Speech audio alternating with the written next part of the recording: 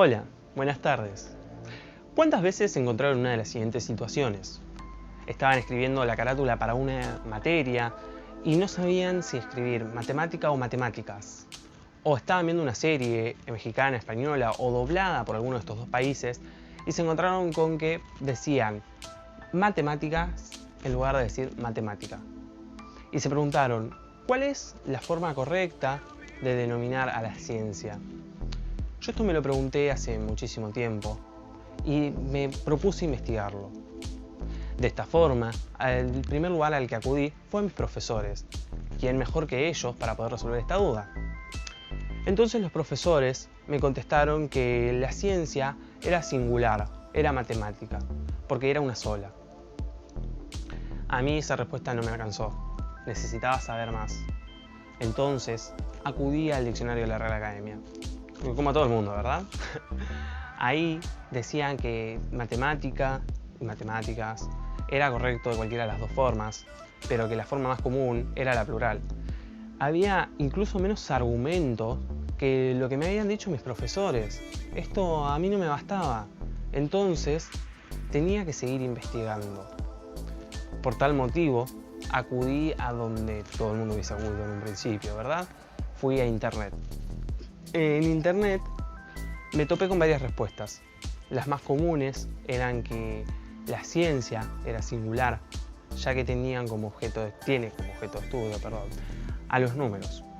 Y yo pienso, esto es correcto, sí. Si consideramos a la aritmética dentro de la ciencia matemática, el objeto de estudio son los números. Pero dentro de la matemática, o de la ciencia en general, también se encuentra la geometría, que estudia los cuerpos y figuras, y el álgebra, que estudia los símbolos y las letras.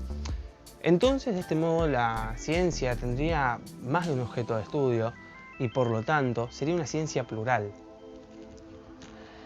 Pero, de pronto, comienzo a pensar y digo, todas las ciencias son singulares. La biología, por ejemplo, estudia los seres vivos.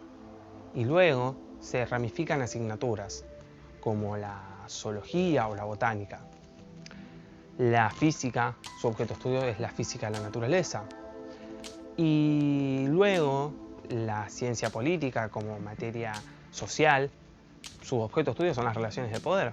Entonces, sería irónico que la ciencia matemática como una materia tan específica, una ciencia tan exacta, no siguiera las mismas reglas que el resto de ciencias. De tal forma,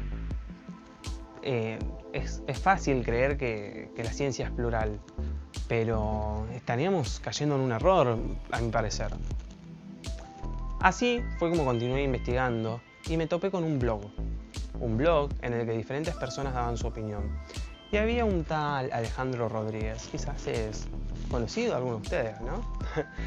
Alejandro decía que el objeto de estudio de la matemática eran los entes abstractos. De este modo, dentro de los entes abstractos, se consideraban a los números, los cuerpos geométricos, las figuras geométricas, las letras y los símbolos y su relación. Finalmente, había dado con la respuesta que tan ansiadamente busqué durante años.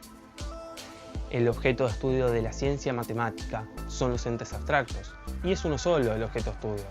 Por lo tanto, es correcto que la ciencia sea matemática y se denomine de manera singular. Sin embargo, considero que a pesar de que se denomine de manera singular a la ciencia, a la asignatura escolar debería denominársela como matemáticas, ya que la asignatura no solo toma elementos de la ciencia matemática, sino que toma elementos de otras ciencias, y por tal motivo considero que es más apropiado que se la denomine de manera plural. Muchísimas gracias por su atención. Soy Milla Nehuen, estudiante del profesorado de matemáticas y futuro licenciado en matemáticas. Gracias.